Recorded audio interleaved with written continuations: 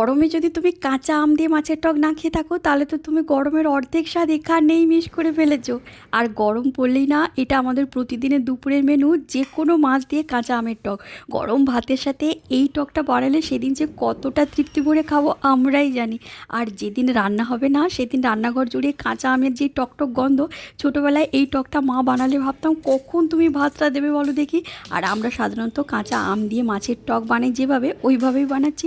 সর্ষের তেলে প্রথমে লবণ হলুদ মাখিয়ে রাখা মাছগুলোকে ভেজে নেব। আজকে আমি এখানে চারা মাছ নিয়েছি আর একটু সর্ষে লবণ হলুদ দিয়ে কিন্তু বেটে নিলাম।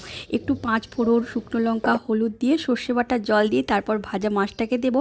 এবার কিন্তু পরিমাণ মতো লবণও দেবো, নয়তো টকটার একদমই স্বাদ আসবে না। আমরা তো ভীষণ টক খাই, তাই আমটাকে একটু গুলিয়ে দিলাম শেষে।